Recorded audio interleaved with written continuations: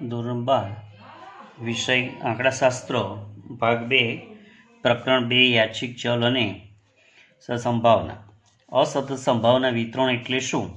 તો જે ચલની કિંમત યાદચ્છિક પ્રયોગના પરિણામ પરથી મળતી હોય અને જેની સંખ્યામાં દર્શાવી શકાતી હોય. આપણે યાદચ્છિક પ્રયોગો જોયો કે સિક્કો કોઈન ઉછાળતા એચ અને ટી, અને એ એચ અને ટીની સાથે સંખ્યા દર્શાવવામાં આવે તો તેને યાદચ્છિક ચલ કહેવામાં આવે છે.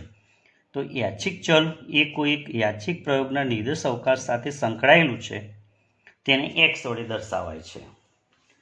એટલે માનો કે એચ ઉછાળતા 5 રૂપિયા મળે, ટી ઉછાળતા 10 રૂપિયા મળે, તો આ 10 અને 5 જે એની સાથે સંખ્યાઓ દર્શાવવામાં આવે છે એને આપણે સતત સંભાવના વિતરણ કહેવામાં આવે છે. એને એક્સ વડે દર્શાવાય છે. જે યાદચ્છિક ચલની પરિમિત કિંમતો અથવા ગણ્ય અનંત કિંમતો ધારણ કરી શકતો હોય તેને અસતત યાદચ્છિક ચલ કહે છે. દાખલા તરીકે કુટુંબના બાળકોની સંખ્યા. તો આ કુટુંબના બાળકોની સંખ્યા એ કેવો ચલ છે? અસતત ચલ છે.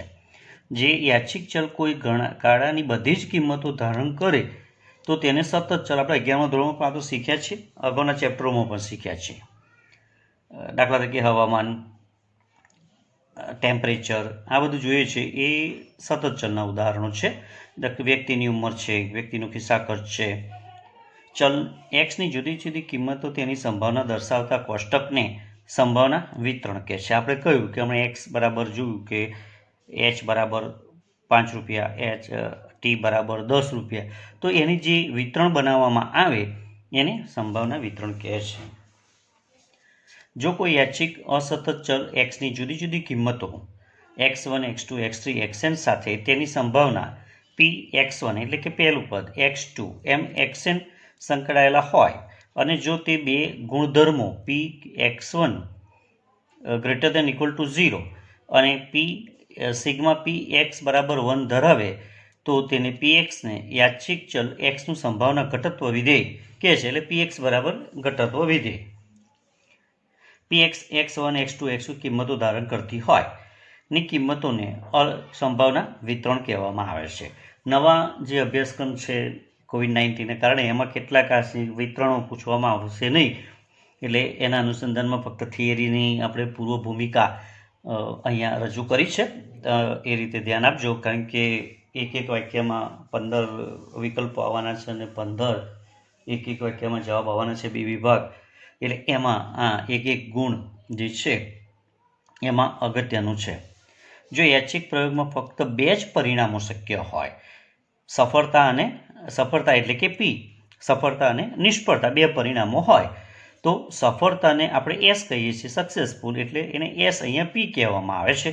નિષ્ફળતા એટલે કે ફેલ, એને અહીંયા ક્યુ કહેવામાં આવે છે. એટલે બરાબર સમજજો, પી બરાબર શું? સફળતા, અને ક્યુ બરાબર શું? નિષ્ફળતા.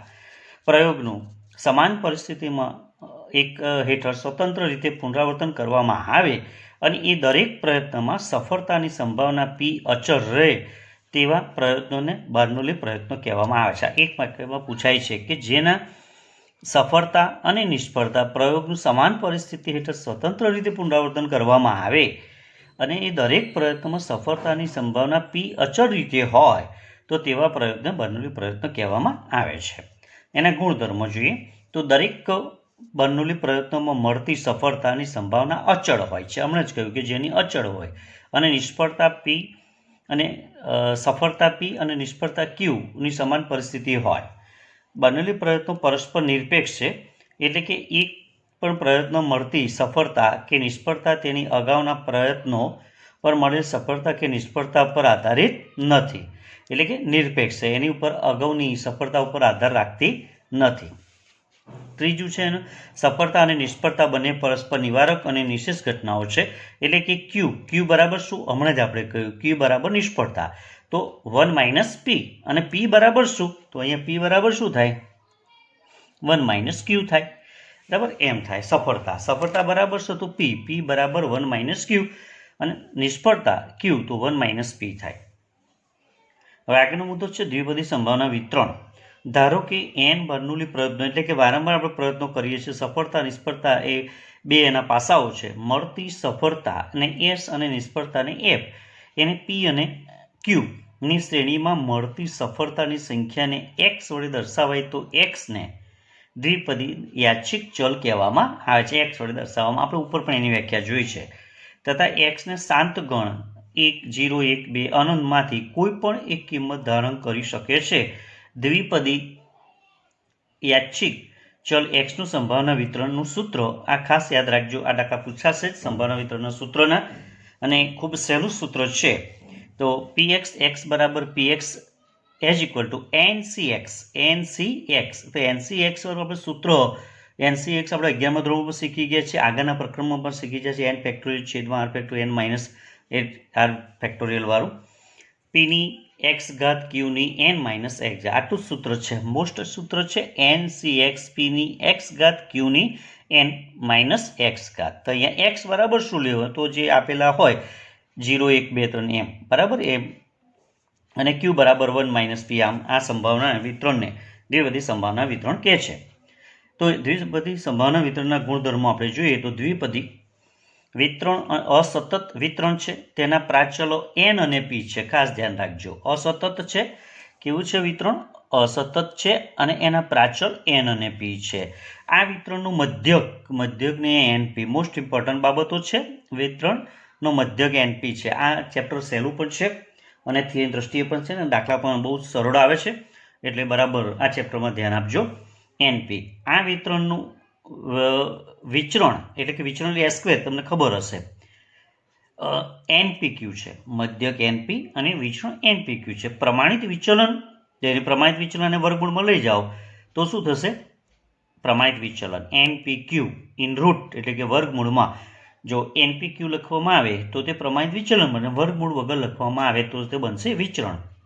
હંમેશા મધ્યક અને વિચરણ કરતાં મોટો હોય છે, એટલે કે વિચરણ કરતાં s² કરતાં શું મોટો હોય છે? મધ્યક એટલે કે np અહીંયા મોટો હોય છે, npq કરતાં np મોટો હોય છે.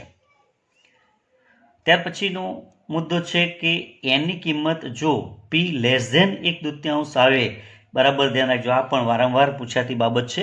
લેસ ધેન 1/2 આવે તો તે ધન છે. p બરાબર 1/2 આવતો હોય તો સમમિત છે, અને p ગ્રેટર ધેન એટલે કે p ની કિંમત વધારે હોય તો તે ઋણ છે. બરાબર યાદ રાખજો, p ની કિંમત ઓછી હોય એટલે કે નાની હોય તો તે ધન છે. p બરાબર 1/2 હોય તો તે સમમિત છે, અને 1/2 કરતાં p ની કિંમત વધુ હોય તો તે ઋણ છે. આ એના ગુણધર્મો થિયરીની દ્રષ્ટિએ અને દાખલો ગણવાની દ્રષ્ટિએ ખૂબ જ અગત્યના છે, એટલે એ તમે તૈયાર કરજો જ, અને ખૂબ સહેલા છે, આવડી જાય એવા. તો આપણે મહાવરા માટે સ્વાધ્યાય 2.2 લઈ રહ્યા છીએ. એમાં દાખલા નંબર 1 છે કે એક સમમિત દ્વિપદી વિતરણ માટે n બરાબર 8 હોય તો px greater than equal to 1 એટલે કે 1 થી ઓછી કિંમતો હોય, 1 અથવા 1 થી ઓછી લેસ ધેન છે. પાઠ્યપુસ્તક સાથે રાખજો તો ખ્યાલ આવશે. તો અહીંયા n બરાબર 8 છે. સમમિત વિતરણ હમણાં કહ્યું, સમમિતની સંભાવના હમણાં કહ્યું કે p બરાબર કેટલા હોવા જોઈએ? 1/2. બરાબર. જો p ની કિંમત મોટી હોય તો તે ઋણ છે, p ની કિંમત 1/2 થી નાની હોય તો તે ધન છે. હમણાં આપણે લક્ષણોમાં જોયું. તો p અહીંયા સમમિત છે એટલે એનો અર્થ થયો કે p ની કિંમત 1/2 હશે. અહીંયા સ્પર્શા નથી કરી, પણ આપણે ગુણધર્મોના આધારે ધ્યાન આપવાનું. તો p ની કિંમત 1/2 હોય તો q બરાબર શું? તો હમણાં આવડજો, q બરાબર 1 માઇનસ p. તો 1 માઇનસ 1/2 કરીએ એટલે 1/2, એટલે p બરાબર 1/2 થાય, અને q બરાબર 1. જ્યારે સમમિત આવૃત્તિ વિતરણ હોય ત્યારે એની આકૃતિ તમને ખબર છે, ઘંટાકાર બનતી હોય છે, ત્યારે બંને બાજુનું ક્ષેત્રફળ એક સરખું હોય છે. તો સૂત્રમાં એની કિંમતોમાં px બરાબર ncx આ દ્વિપદી વિસ્તરણ જોઈએ. તો p ની માતે x ઘાત છે અને q ની n માઇનસ x છે. તો x બરાબર શું હોય? 1, 2, 1, 0, 0, 1, 2 કિંમતો આપેલી છે. તો અહીંયા x less than equal to 1 કઈ છે, એટલે કે લેસ ધેન ઇક્વલ ટુ 1 એટલે x ની કિંમત 0 અને 1 આવે, 1, 0 અને 1 આવશે. તો અહીંયા આ સૂત્રમાં કિંમતો મૂક્યો, n ની જગ્યાએ 8 મૂકો. x બરાબર શું? તો x બરાબર 0. અહીંયા 0 છે, એક વખત x બરાબર 0 લેવાના અને બીજી વખત x બરાબર 1 લઈએ. તો p ની જગ્યાએ 1/2 એની ઘાત છે 0. એવી રીતે q ની પણ 1/2 એની ઘાત n માઇનસ 1 છે. તો n બરાબર અહીંયા 8 જોઈએ, 8 માંથી 1 બાદ કરવાના, પ્લસ 8c1 એટલે કે આ બીજું પદ છે 1 નું. તો 1/2 શું આવ્યું? હમણાં જ આપણે કહ્યું કે 1/2 એની કિંમત p ની કિંમત 1/2 ની 1 ઘાત આવશે. હવે અહીંયા 1 છે એટલે x બરાબર ક્યુ બરાબર પણ 1/2 છે તો n -1 તો 8માંથી 1 જશે અહીંયા એટલે 7 આવશે.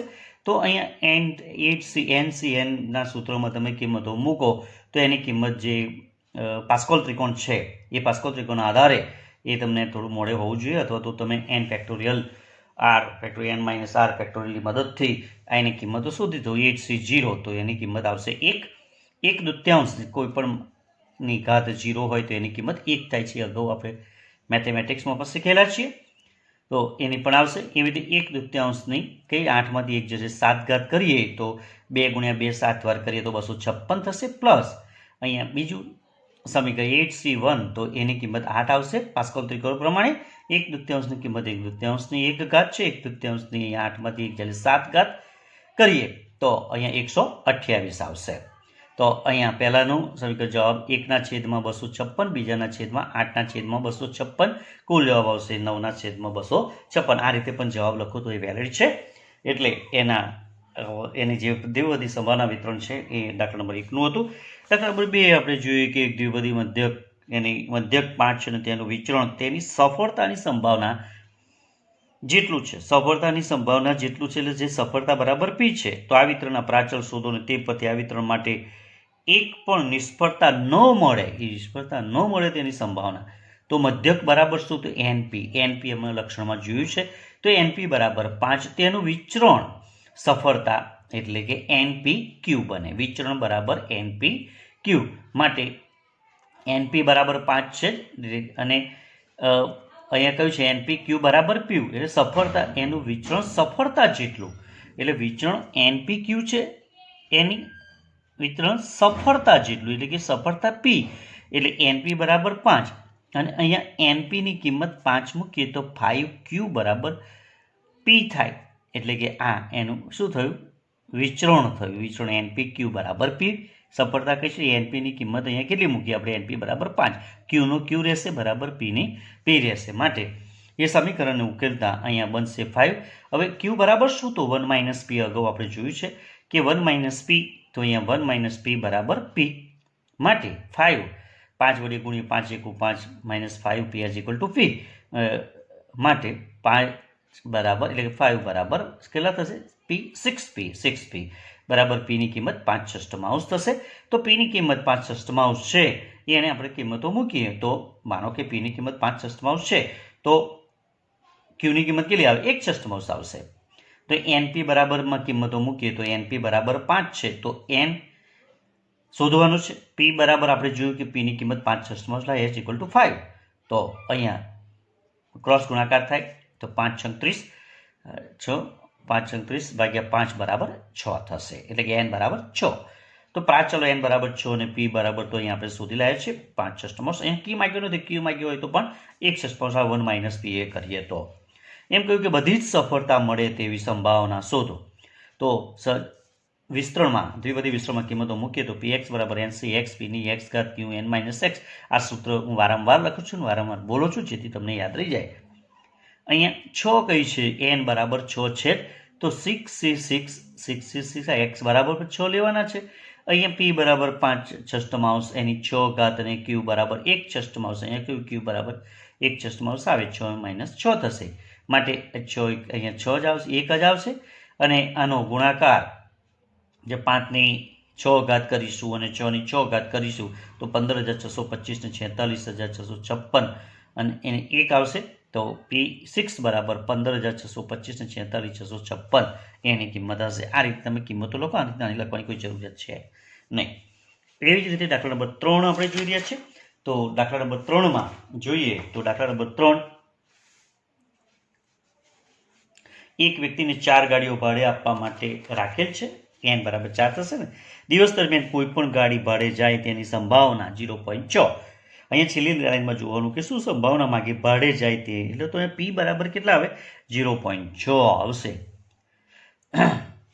4 ગાડીવાળી જે દાખલો છે ત્રીજો. તો અહીંયા p બરાબર n બરાબર 6 છે. 6 દિવસ 6 ગાડીની વાત કરી છે એટલે 0.6 તેની સંભાવના 0.6 છે. p બરાબર 0.6. તો q બરાબર શું? તો q બરાબર 1 - p એટલે 0.4 થશે. એટલે p બરાબર 0.6, q બરાબર 0.4 અને x 0 1 2 n તો અહીંયા કેટલી ગાડી કઈ છે 4 કઈ છે પરંતુ 4 થી ઓછી ગાડીઓ એની પાસે 6 ગાડીઓ છે તો 4 થી ઓછી ગાડીની ભાડે જાય એની સંભાવના આપણે શોધવાની છે તો 4 થી ઓછી એમ કહ્યું છે એટલે કેટલી આવશે 2 અને 3 1 થી વધુ અને 4 થી ઓછી 1 થી વધુ અને 1 થી વધુ અને 4 થી ઓછી તો 1 થી વધુ એટલે 1 નહીં આવે 2 અને 3 આ વચ્ચેની આવશે એટલે x બરાબર કેટલા લેવાના 2 અને 3 તો p1 અને p2 અને 1 નહીં p2 અને p3 લેવાના p2 અને p3 2 અને 3 આવશે ને વચ્ચે 1 અને 4 ની વચ્ચેની સંખ્યાઓ તો સૂત્ર ફરીથી આપણે યાદ કરીએ તો સૂત્ર n છે x p ની x ઘાત a q n minus x ઘાતમાં કિંમતો મૂકતા n બરાબર અહીંયા 4 છે ને 4 ગાડી છે n બરાબર 4 છે તો 4c2 2ની વાત કરી છે અહીંયા આપણે 2 લઈશું પછીથી 3 લઈશું 0.6 એ p ની કિંમત છે એની x ઘાત એટલે 2 આવશે q ની કિંમત 0.4 એટલે x માઇનસ 1 x માઇનસ 1 એટલે 4 માઇનસ 2 થશે પ્લસ 4c3 અહીંયા 3 કિંમતો 0.6 ની 3 ઘાત અને 0.4 ની 4 માઇનસ 3 આવશે એમ મૂકતા 6 આવશે આના પાસ્કલ ત્રિકોણ પ્રમાણે 6 અને 6 છે 36 થશે 0.16 4માંથી 2 છે 2 ચોખ્ખું 16 થશે પ્લસ 4 આવશે અહીંયા અને 0.6 ની 3 વખત ઘાત કરીએ તો 0.216 અને આની 1 રહે એટલે 0.4 રહેશે એટલે પહેલા જે સમીકરણ છે એટલે કે p2 નો જવાબ 0.3456 અને p3 નો જવાબ પણ 0.3456 એટલે 0.6912 એની ગાડી ભાડે આપવાની સંભાવના છે એમ કહી શકાય દાખલા નંબર 4 તમારે હોમવર્કમાં કરવાનો રહેશે દાખલા નંબર 5 ની વાત કરીએ તો દાખલા નંબર 5 માં એક દાખલો 6 વિદ્યાર્થીઓને ઉકેલવા માટે આપવામાં આવે છે કોઈ પણ વિદ્યાર્થી દાખલાનો સાચો ઉકેલ લાવે તેની સંભાવના 0.6 છે અને વિદ્યાર્થીઓ સ્વતંત્ર રીતે દાખલાનો ઉકેલ લાવવા પ્રયત્ન કરે છે તેમાં 6 માંથી ફક્ત 2 વિદ્યાર્થીઓ દ્વારા દાખલો સાચોનો ઉકેલ મળે તેની સંભાવના શોધો તો અહીંયા કુલ વિદ્યાર્થીઓ 6 છે તો એક દાખલો એટલે n બરાબર 6 થશે તો સાચો ગણે એની સંભાવના આપણે સફળતા શું જોઈએ છે સફળતામાં એમ કહ્યું કે દાખલો સાચો ગણે એટલે p બરાબર સાચો ગણે એની સંભાવના 0.6 છે q બરાબર 1 માઇનસ p તો 1 માઇનસ p 0.6 કરી 0.4 n બરાબર 6 p બરાબર 0.6 q બરાબર 0.4 બનશે x બરાબર 1 2 3 કિંમતો આપણે લેવીએ છીએ તો અહીં એમ કહ્યું છે કે 2 વિદ્યાર્થીઓ છે તો px ની કિંમત 2 લઈશું તો px 2 n cx તો 6c2 અને p ની કિંમત 0.6 ની 2 ઘાત 0.4 ની 6 માઇનસ 2 કરીએ તો 6c2 પાસ્કલ ત્રિકોણ 15 0.6 ની સ્ક્વેર કરીએ તો 0.36 અહીંયા 0.0256 થશે અહીંયા છે ભાઈ 2 4 થશે એટલે 0.13824 એટલે 0.1382 એની સંભાવના છે એમ કહી શકાય ત્યાર પછી સ્વાધ્યાય 2 ની વાત કરીએ તો સ્વાધ્યાય 2 માં અગાઉ આપણે થિયરી તો બધી ચલાવી છે એમાં વિભાગ સી જોઈએ વિતરણ કે પૂછવાની જરૂર નથી વિતરણ કરવાની જરૂર નથી તો વિભાગ સી માં આપણે દાખલા નંબર 6 જોઈએ જે મોસ્ટ ઇમ્પોર્ટન્ટ છે વારંવાર પૂછાતો છે પાંચમો છે બર્નોલી પ્રયત્નોની વ્યાખ્યા આપો તો વ્યાખ્યા આપણે અગાઉ ચલાવી છે વ્યાખ્યા તમે મોઢે કરી દેજો બરાબર એક દ્વિપદી વિતરણ માટે જો સફળતાની સંભાવના નિષ્ફળતાની સંભાવના કરતાં 2 ગણી હોય આ વારંવાર ભૂતકાળમાં પણ દાખલો પૂછાયો છે એક દ્વિપદી માટે જો સફળતાની સંભાવના કરતાં બમણી હોય અને n બરાબર કેટલા લેવાના અહીંયા જો બમણી હોય અને n બરાબર 4 હોય તો આ વિતરણનો વિચરણ શોધો અહીંયા npq શોધવાનું છે વિચરણ શોધો તો સફળતા આપણને એમ કહ્યું છે p અને નિષ્ફળતા q તો સફળતા p એ નિષ્ફળતાની સંભાવના q કરતાં બમણી છે એટલે q કરતાં બમણી છે એટલે 2p થશે p બરાબર સફળતા બમણી એટલે 2 2 વડે ગુણવાના બરાબર q બરાબર એટલે નિષ્ફળતા કરતાં આ બમણી છે એમ કહેવાય એટલે 2p as equal to q થાય તો 2p બરાબર q ની કિંમત તમને ખબર છે 1 માઇનસ p માટે તો અહીંયા કેટલા p થશે 3p 2 અને 1 3p બરાબર 1 તો p બરાબર 1 તૃતીયાંશ માટે q બરાબર 1 માઇનસ p 1 માઇનસ 1 તૃતીયાંશ કરીએ તો 2 તૃતીયાંશ રહેશે q બરાબર હવે વિચરણ આપણે વિચરણ કહ્યું છે તો વિચરણની કિંમત શોધવી હોય તો વિચરણ બરાબર npq તમને અગાઉ આપણે કહ્યું છે તે પ્રમાણે આપણે એના ગુણધર્મમાં npq વિચરણ તો n બરાબર 4 છે પીની કિંમત તમે જોઈ હમણાં આપણે શોધી જ છે એ રીતે પીની કિંમત અને ક્યુની કિંમત 1/3 અને 2/3 છે. તો એને ગુણાકાર કરતા 4 × 8 ને 3 × 9 તો 8 9 માઉસ એ એનો જવાબ આવે. એટલે કે છઠ્ઠો દાખલો એ મોસ્ટ ઇમ્પોર્ટન્ટ છે. એવી જ રીતે દાખલા નંબર 7 જોઈએ. આ 2-3 દાખલાઓ જે છે મોસ્ટ ઇમ્પોર્ટન્ટ છે, બરાબર ધ્યાન આપજો. એ 2 માર્ક્સમાં પૂછાય એવા જ છે અને પૂછાશે, શ્યોર પૂછાશે. આવા સહેલા દાખલાથી ગુણ સફળતાથી મેળવી શકાય છે. તો 7મો દાખલો n બરાબર 8 નિષ્ફળતાની સંભાવના અહીંયા આપેલી જ છે, 2/3 આપી છે. નિષ્ફળતા બરાબર સમજો, નિષ્ફળતા આપી છે એટલે કે ક્યુ આપ્યો છે. તો પ્રમાણિત વિચલન મેળવો. તો n બરાબર 8 છે, ક્યુ નિષ્ફળતા છે તો ક્યુ બરાબર 2/3. તો p બરાબર શું? તો p બરાબર 1 - q. તો 1 - 2/3 કરીએ તો 1/3 રહેશે. તો પ્રમાણિત વિચલન મેળવવાનું છે. તો પ્રમાણિત વિચલનને વર્ગમૂળમાં npq કરવું પડે. આપણે એના ગુણધર્મોમાં જોયું તો વર્ગમૂળમાં n બરાબર 8 લીધા, p બરાબર 1/3 અને 2/3 q. તો એનો ગુણાકાર કરીએ તો 8 × 2 = 16 ને 3 × 9 અને 16 નો 4/3 4/3 વર્ગમૂળમાંથી આવશે. એ રીતે 4/3 એનો જવાબ આવશે. ચોખ્ખું સોલિડ ને. ત્યાર પછી દાખલા નંબર 8 આપણે જોઈએ. એ પણ એટલો જ અગત્યનો દાખલો છે. એક દ્વિપદી વિતરણનો મધ્યક 4 અને 2 છે, વિચરણ 2 છે. તો વિતરણનો પ્રાચલો એટલે શું? npq શોધવાનું છે. તો અહીંયા n બરાબર 8 છે, અહીંયા q બરાબર શું કહ્યું છે? દાખલા 8 મધ્યક બરાબર 4 છે એટલે np અને વિચરણ એટલે npq બરાબર 2 છે. તો npq બરાબર 4, વિચરણ બરાબર npq બરાબર 2 અને np બરાબર 4, મધ્યક છે 4. તો હમણાં જ કહ્યું કે npq કરતા વિચરણ કરતો મધ્યક મોટો હોય છે. તો કીની કિંમત આ રીતે શોધી. ક્યુનું સૂત્ર બરાબર યાદ રાખજો. q બરાબર npq/np. તો npq q બરાબર 2/4 બરાબર 1/3 આપણે લઈ શકીએ છીએ. અહીંયા જુઓ કે npq ની કિંમત મૂકીએ અને અહીંયા np બરાબર 4, અહીં npq 2 છે અને np બરાબર 4 છે એટલે 2/4 બરાબર 1/3. તો q બરાબર 1/3 માટે p બરાબર 1/3.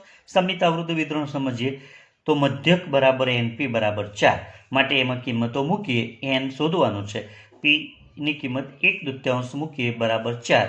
તો 4 × 2 = 8. તો n બરાબર કેટલા થશે? 8 થશે. તો આ રીતે આપણે આ પ્રકરણમાં મોટાભાગના સારા એવા દાખલા આપણે જોયા છે કે જે ટૂંકા દાખલા છે અને ઝડપથી એમાં સારા એવા માર્ક્સ મેળવી શકાય છે. એવા દાખલાઓ આપણે કર્યા છે. એટલે તમારે આ જ દાખલાઓ તમે કરજો કે જેથી તમને બહુ તકલીફ રહેશે નહીં. અને જો કોઈ તકલીફ હોય તો મારો કોન્ટેક્ટ કરી શકો છો. હજુ આપણે મળવાના છીએ અને હજુ આનાથી અગાઉ ફરીથી જ્યારે આપણે વિડીયો લઈશું ત્યારે કેટલીક બાબતોની ફરીથી પણ ચર્ચા કરીશું. ત્યાં સુધી નમસ્કાર.